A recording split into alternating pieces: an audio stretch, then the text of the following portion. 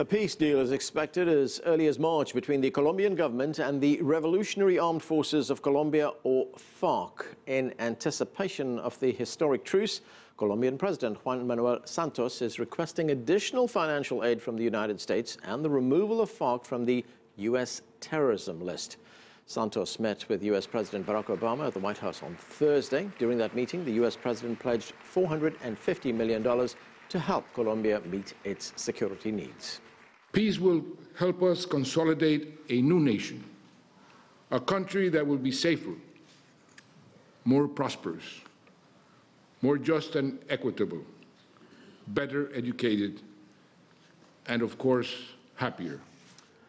We begin our coverage now with CCTV's Michelle Begue from Bogota. Michelle, the two sides are close to an agreement. It could be as early as next month.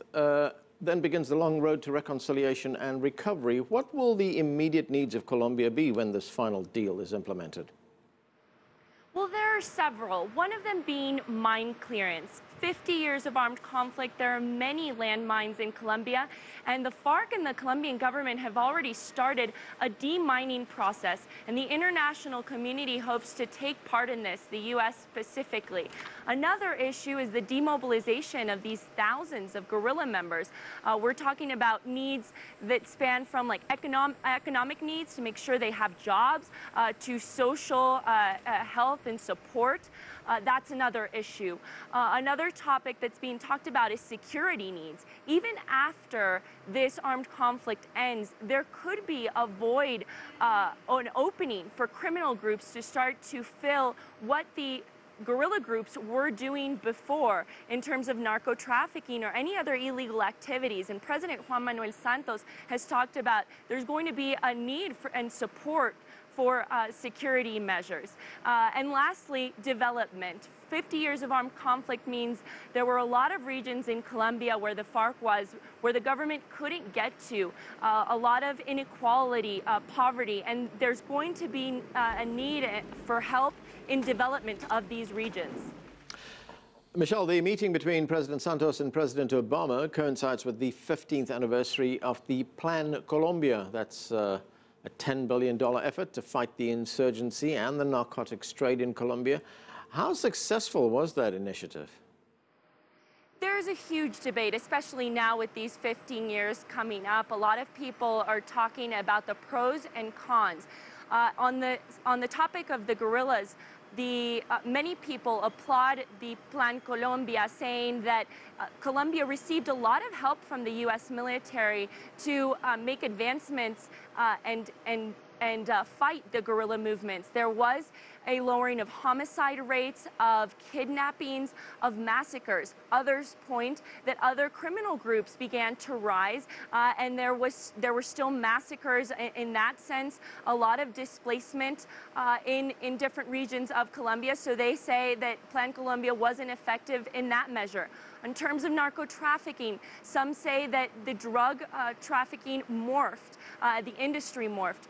1.6 million hectares of plantations, coca plantations and agricultural plantations were fumigated under Plan Colombia with glyphosate. Many say that this helped lower the rates of coca production. Others say it created a huge health problem for Colombians. It all depends on which side of the spectrum you want to see it. And these peace talks between the Colombian government and FARC, they've been going on for 4 years now in Cuba. What are the outstanding issues in reaching this final deal? Well, right now they're talking about the final topic, which is turning in their arms. And that is something that's being debated, how they're going to do it, what organizations are going to verify where they're going to put these arms, and then demobilization of these guerrilla fighters. And the FARC has been very optimistic and said that 99% of their guerrilla fighters are going to demobilize. Other experts say that there are going to be a lot more FARC members that are going to probably want to stay in illegality, especially those that are really connected to narco trafficking. So we'll have to see how that begins to take shape once the accord is signed. Thanks, Michelle. That's CCTV's Michelle Begue reporting. Joining us now from Barcelona is Paloma Valencia. She's a Colombian senator with the Democratic Center Party. Senator Valencia, thanks for joining us. Thank you so much for the invitation. What do you make of this peace deal with the FARC? Do you support it? No, I don't, because I really want peace for Colombia, and I think this is a solution that is really short-term thinking.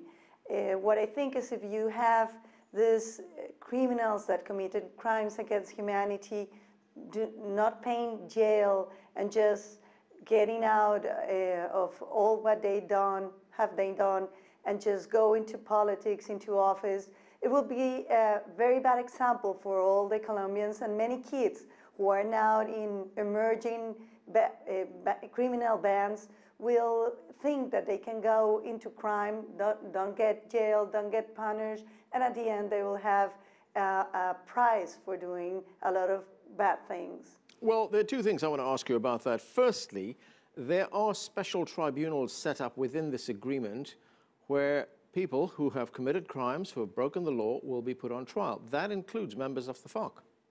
Yeah, but this tribunal has three things you should think about. The first one is that FARC, a terrorist group, and the government are going to make the decision to choose the judges. They will decide the mechanism in which judges will be chosen. So I fear there will not be a balance between justice. Second of all, if you go to the tribunal and you just confess everything you did, you won't have to pay jail. You will have a restriction of your freedom. In a sense, you will not be allowed, for example, to leave the country or an area, but you won't have an incarceration. So you will be free of horrible crimes. And the third thing that I really fear about this tribunal is that all Colombians, civilians, army, even people from the common can be judged by this tribunal. And I fear that FARC is going to use this tribunal as a way to persecute people who were not friends of this process. Well, as you point out, we don't know who the judges are right now. I mean, we will know that, but we don't know right now.